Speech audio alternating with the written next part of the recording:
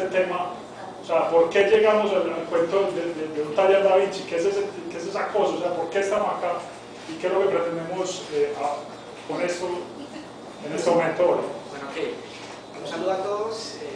Mi nombre es Daniel Cárdenas. Un saludo a los que nos están siguiendo por el streaming. Y básicamente el taller surge y el primer mensaje que precisamente les queremos enviar el día de hoy es que este es el planteamiento teórico-práctico, es decir, lo sencillo de todo lo que estamos investigando detrás en el Centro de Investigación alrededor del cerebro. Es decir, esta es como el compendio, la síntesis que plantea, que resume, que recopila todas las investigaciones que estamos realizando alrededor del cerebro y alrededor de otros temas que vamos a plantearle el día de hoy. Entonces, el primer mensaje es ese. El primer mensaje es todo lo que van a ver en cada uno de esos 116 slides son resultados de procesos de investigación, algunos los hemos hecho nosotros, otros los hemos recopilado, y yo pienso que siguiendo la recomendación que hacía Juan David, cualquier inquietud que vayan plasmando, plásmela en Twitter, ¿sí? Para que no nos quedemos ahí y poder avanzar rápido en el taller. La idea es que después hagamos una retroalimentación. El taller arranca hoy. Hoy estamos haciendo una especie de lanzamiento del taller formal con ustedes hacia un público, y el objetivo es realizar ese taller en todo tipo de escenarios, tanto académicos como todo lo que tenga que ver con creatividad. Entonces, el primer mensaje.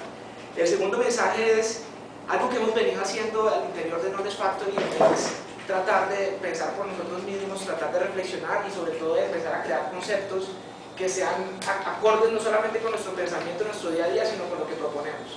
Entonces, en el taller Da Vinci van a ver una serie de conceptos que hemos venido recopilando, y algo que queremos empezar a plantear es cuando se habla de innovación, cuando se habla de creatividad, cuando se habla de inteligencia, se habla mucho pero se analiza poco y se aporta poco.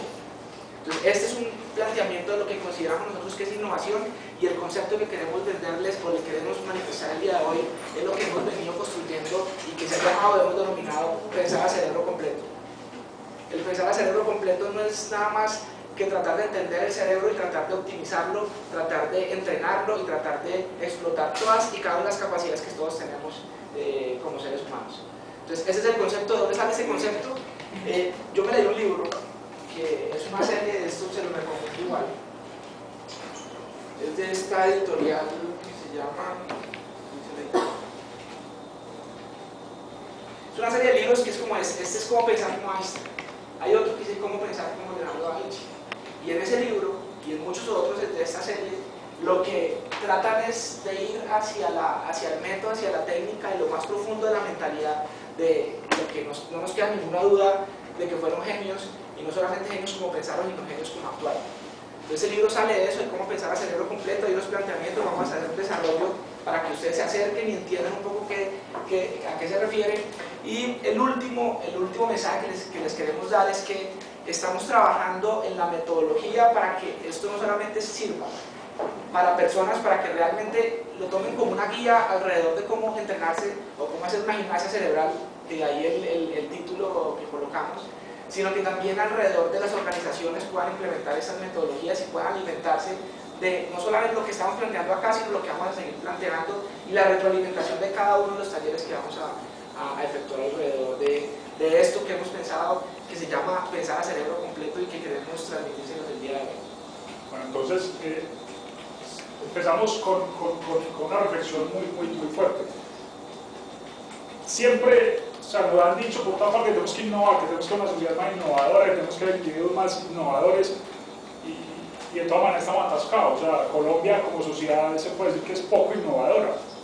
Pero nosotros nos atrevemos a decir que el problema no es la innovación en sí. O sea, la innovación en sí es algo natural del ser humano, realmente. Y el verdadero problema es verdaderamente prepararnos para lo que se genera con las actividades innovadoras, creativas, locas y disruptivas. No estamos preparados para eso.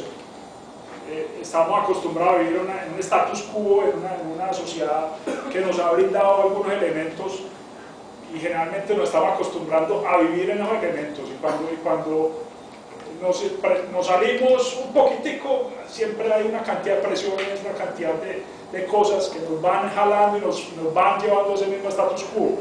Entonces, es un problema, no la innovación per se, sino todas las circunstancias que genera la innovación. ¿Por qué? Porque las actividades innovadoras producen prejuicios, paradigmas paralizantes y hasta estrés crónico. Esto es una afirmación que puede sonar rara, pero es así. O sea, cuando hay una cosa innovadora, generalmente choca con muchos prejuicios, está luchando en un mundo que le es adverso, yo diría culturalmente adverso, y muchas de estas personas terminan estresadas y terminan pues, sin poder llevar a cabo sus actividades innovadoras. Okay. No, quería hacer una observación. En el transcurso, el planteamiento de este taller, se van a dar cuenta, es el planteamiento de lo que podríamos llamar un aterrizaje del método científico. En la primera parte del taller vamos a analizar realmente cuál es el problema, y el problema lo sentamos precisamente ahí. El problema no es la innovación, y lo que normalmente encontramos en la literatura alrededor de la innovación es una caracterización de las actividades innovadoras. Entonces hay una cantidad de taxonomía y de diferenciaciones, pero lo único que hace es como si un observador fuera objetivo y estuviera mirando qué es realmente identificar o caracterizar actividades innovadoras. ¿Cuál es el punto? Que no son esas actividades innovadoras, sino realmente es una cuestión del cerebro. Es una cuestión del cerebro. El cerebro naturalmente innova. El problema es alrededor del cerebro y todo lo que llamamos como sociedad, ahí están los problemas. Entonces lo que vamos a tratar de identificar es el problema realmente y después planteamos alrededor de las soluciones. Y esto lo digo es porque, aprovechando la presencia de Jaime y lo que entendemos que ustedes puedan tener como su producción de investigación, entiendan que este es un planteamiento, ustedes lo vieron en algunas de las clases como métodos modernos de investigación, pero básicamente eso es un ejemplo de lo que podemos llevar a cabo bajo ese modelo. Todo esto se convierte no solamente en un problema para la sociedad, sino un problema para los individuos. Y la gente está atascada con la innovación, y es problemática. Los individuos innovadores realmente les toca muy duro, y por eso es que hay tan poquitos. O sea, la gente que carga el progreso en una sociedad son muy poquitas, y deberíamos tratar de cambiar eso. ¿Por qué es ese problema de la innovación? Porque la innovación descontrola, tumba paradigmas, cambia el status quo. El status quo es como la base o las reglas reinantes de una sociedad, y una al innovar pues, va contra eso, va a cambiar eso, y eso ¿qué hace? Pues definitivamente genera estrés, y eso tanto al individuo como a la sociedad genera estrés, y es un estrés que a veces paraliza. Entonces hay una primera reflexión: apenas estamos empezando a conocer el estrés. O sea, el estrés antes no se podía conocer de una manera, digamos así, científica, y ahora sí se conoce el estrés. Y los científicos que están estudiando, que están midiendo el cerebro, que están haciendo estudios con respecto al estrés, lo caracterizan como un problema, Ok, el estrés como tal, hay dos tipos de estrés: el estrés agudo y el estrés crónico. El estrés agudo es el que tiene el ser humano y es el que nos deja sobrevivir.